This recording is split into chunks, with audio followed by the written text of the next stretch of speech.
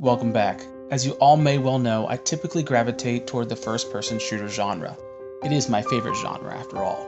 But today we're going to mix things up a little bit. And thanks to a key provided through keymailer by the wonderful folks at Black Cube Games, we're going to talk about The Tale of Bistun. We're going to do a deep dive and review.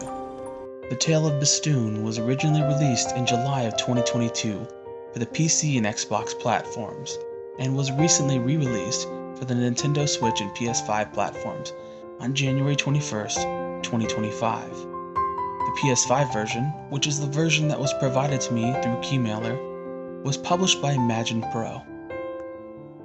So what exactly is The Tale of Bistun? Well, if you were thinking it's kind of similar to an action RPG, maybe the combat is, maybe the viewpoint is, but it is definitely not an action RPG.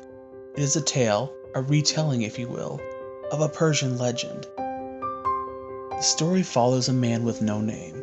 Well, he has a name, but he doesn't quite remember it. He wakes up with amnesia on the side of a mountain, not knowing who he is or why he's there, but knowing that he's a craftsman of sorts, or at least discovering that shortly after he wakes up. This tale tells the journey of that man, of discovering who he is, both on the exterior and who he is as a person, as he navigates the trials of the mountain, uncovering his past, and carving a new future for himself and for those he loves. As you traverse the mountain, you will discover new areas, new environments, new biomes, as well as the history of your people etched into the stone on the face of the mountain. You'll also wander the darkness, guided by a light and by a mysterious glowing bird that lights up the darkness and helps you along on your journey. The game is very well made, and you can feel the passion poured in by the developers exuding from every minute detail as they craft this tale that's so beloved. It also feels like you're playing in an audiobook with an awesome narrator. Silence hung thick in the ethereal air, as if God himself were holding his breath. Not only does the narrator masterfully recant the story, but he also provides additional voices of the characters, and he does so very well. Feels like you're in an audiobook, and it feels like you're in a good one. And don't worry, the game's not just a walking simulator. You can roll under objects, you can shimmy across ledges to get to different places, you can discover new secrets, but you can also partake in some combat. Now the combat is relatively simplistic. You're going to have a single button to swing and another button to do your special move, and the game's going to introduce you to enemies in phases. You're going to start off with the lowly little goblin creatures that are relatively easy to defeat, and you're mostly going to roll around in order to avoid getting hit as you carve your initials into their face. But then you're going to progressively come across enemies that are a little bit more difficult. After these goblin guys, you run into some, fairy creatures, little sirens maybe. They have wings and they shoot a slow bolt at you. And it kind of escalates the combat in a way. It makes you think on your feet. The balls move slowly, but they hone in your direction.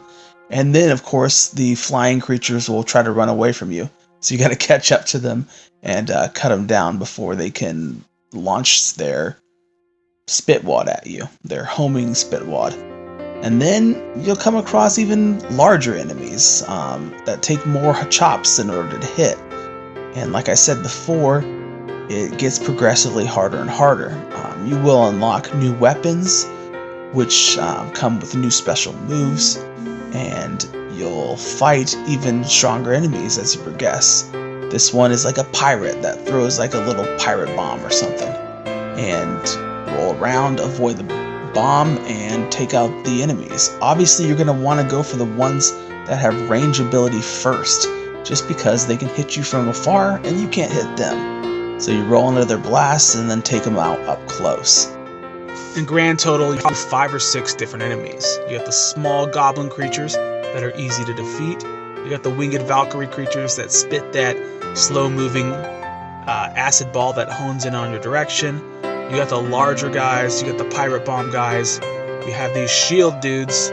Obviously, you can use a secondary attack to take out their shield completely, but you have to destroy their shield in order to do any kind of effective damage on them. And then you got a big guy. So you take out all these little guys. You got this giant, bearded-looking fellow that causes a lot of damage if he hits you. And so you got to avoid those hits, roll under his legs a couple times, give him a few swings. You're going to slowly chip away at its health and use a special move in order to finish him off if you can. These guys did give me a little bit of trouble. Toward the end, you'll fight two of them at once. It was a bit frustrating. I had to replay that part a few times, but basically, in order to defeat them, I had to isolate them and attack them separately. If I went into both of them, they would take me out pretty quick, so I just move one away from the other and attack him, do a chip away at his health, fall back, chip away at his health, fall back. And I was able to complete the game.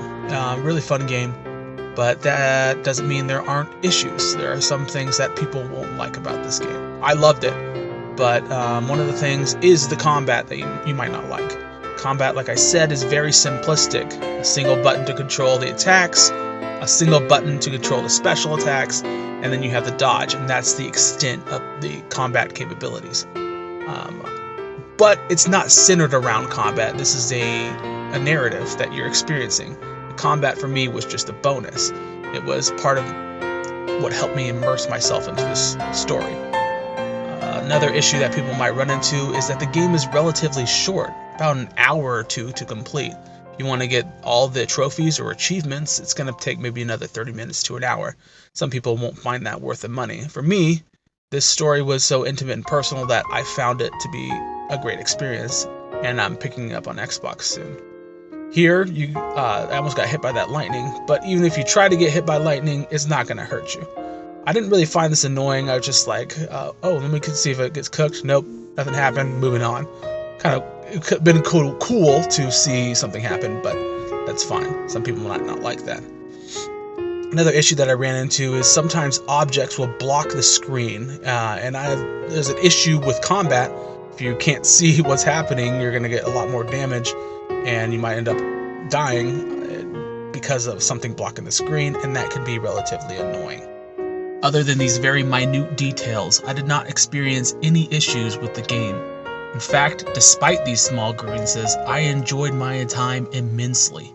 I mean, sure, the combat is very basic and simple, with a single button for a primary attack and another button for a special attack, with another button for some dodges thrown in here and there.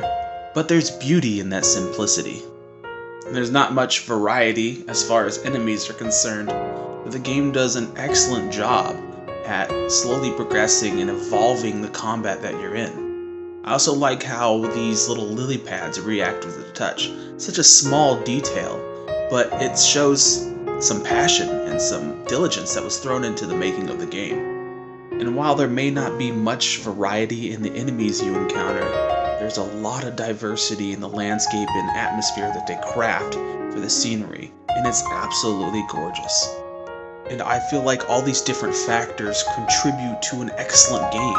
Sure, there's not much enemy variety, sure the combat is basic, sure that it's very short, but you have an excellent narration that helps you immerse yourself into this story all the more.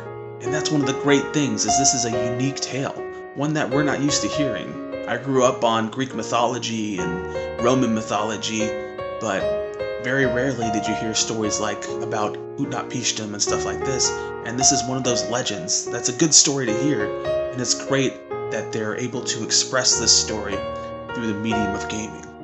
Overall, this is an excellent game that did everything it meant to do, and I'm going to give it an objective score of 9. I did enjoy it. It's not my usual cup of tea, but it was a great story and a great experience, so subjective score I'm going to give an 8, which brings us to an overall score. This is an excellent game, well worth the $18. I'm going to give it an overall score of 8.5. I highly recommend picking up this game if you can, if you're into this type of game. If not, that's okay too. But maybe sometimes when you pick something up like that, it might open up a veil to a whole new world of gaming. Thanks for watching.